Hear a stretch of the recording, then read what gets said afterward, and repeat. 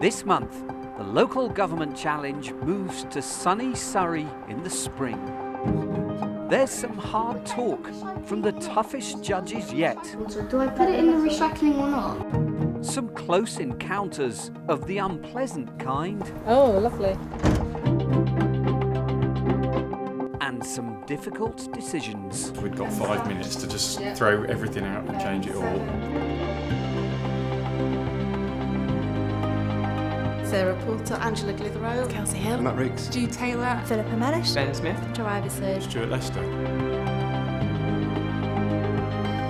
lots of ideas. This is a challenge that is being faced across the board. We feel a lot more focused as a group this time. Everything's under control.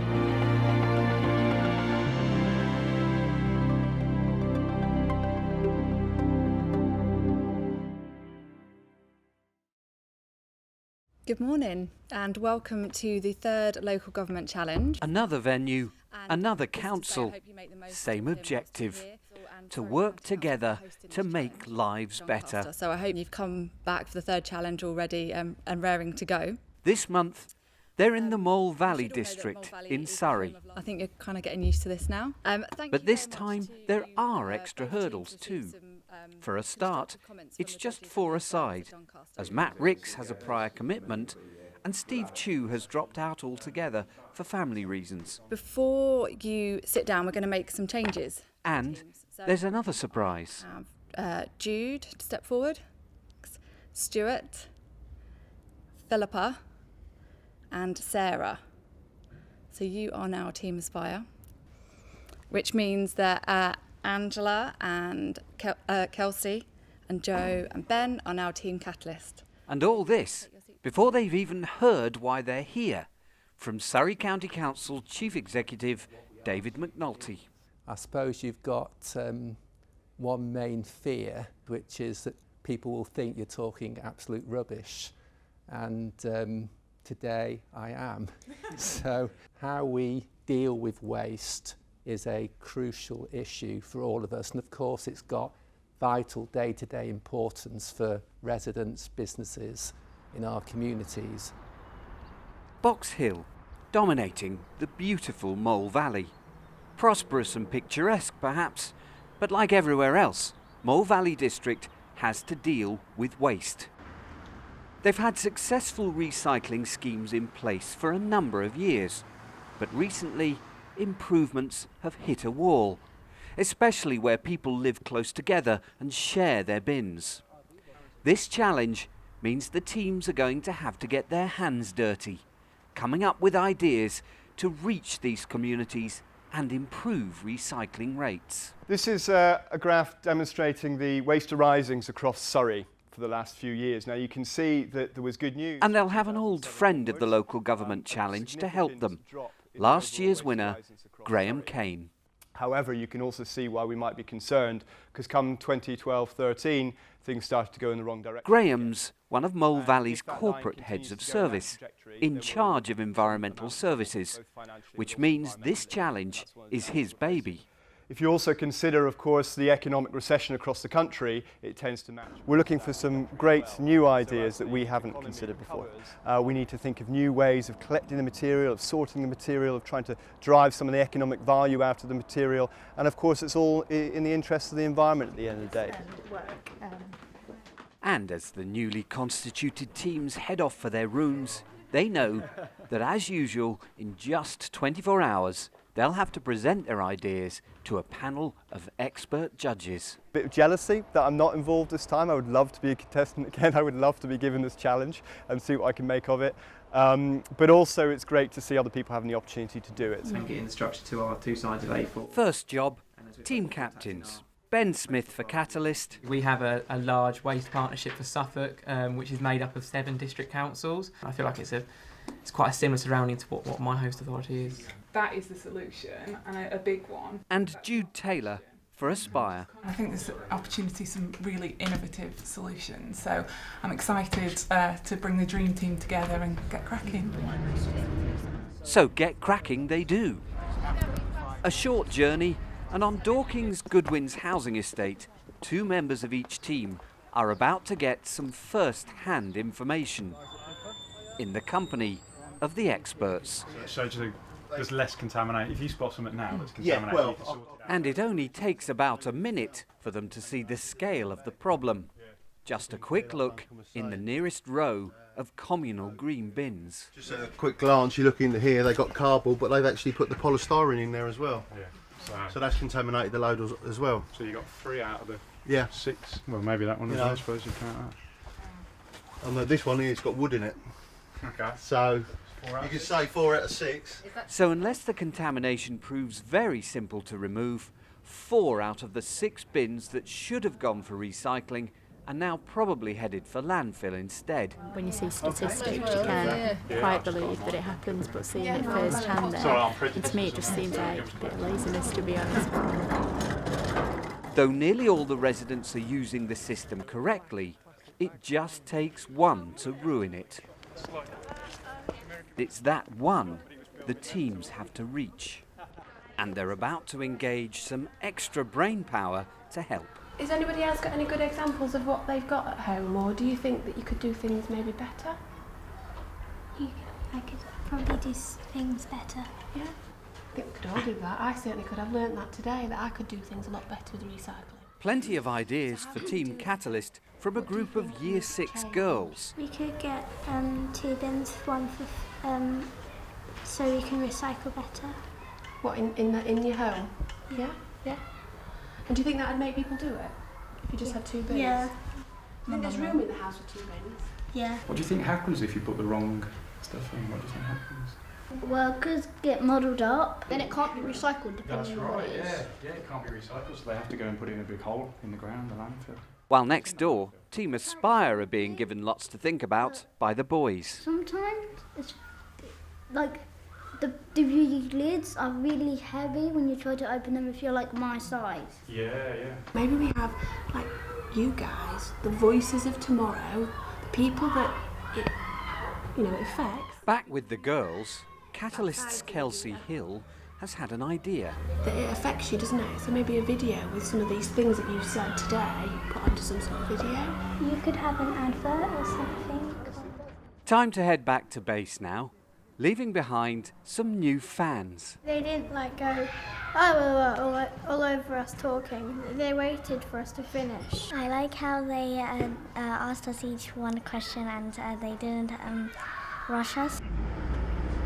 And it's been useful for the teams too. I think the key thing for me came from the children, and it was around the importance of adults exhibiting the behaviour that they are expecting the children to exhibit. They already have all of the education in terms of why it's so important to recycle.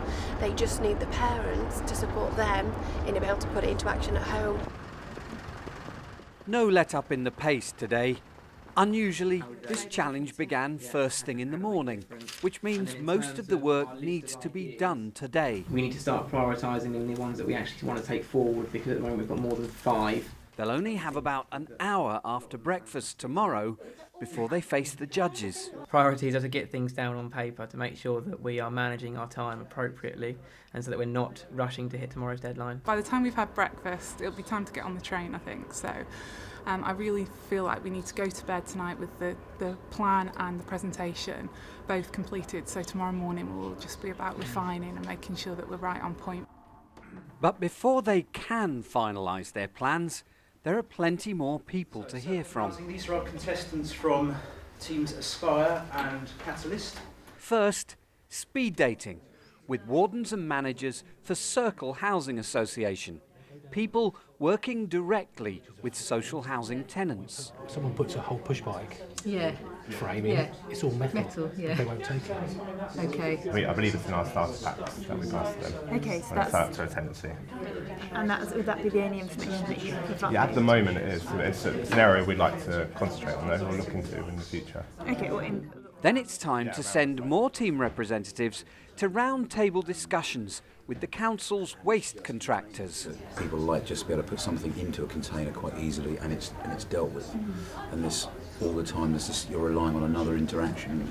People then tend to back off, and after a while, and say, really. Get some guys who say it as it is on the back of the trucks, because they know that house does it right and that house is bad, and where do you live, mate? And I know that. It's a bit like that. So. And before they've got time to catch their breath, one more trip out into the spring air. An afternoon tour of Dorking Town Centre to look at some of the issues with private homes and businesses. There is non-recyclables in there, so that's contaminated, that won't go. As you can see, the residual waste on the floor. We often find a lot of donations from the charity shop. People tend to just chuck it here as opposed to put it in their bin. As you can see here, we've got a mattress / folding bed thing that's been there for quite a while now. We have wood, have a little table, wood here, and this is an ongoing problem that we have. Oh, lovely.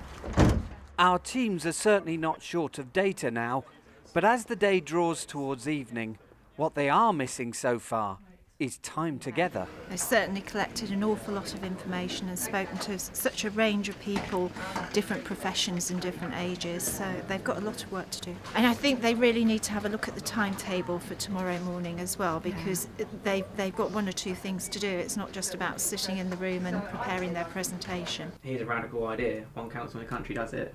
Why don't you? They're having their first sort of debrief, so they've just realised now, I think, that they need to start pulling it together, and so we'll see how late they get to bed. And when they do get to bed, there may be some who find sleep hard to come by, because the mixing of the teams means that by the end of tomorrow, there will still be 2 contestants who haven't won. Well, it's something I'm getting used to now, but I'd rather not. I'd rather it didn't happen again.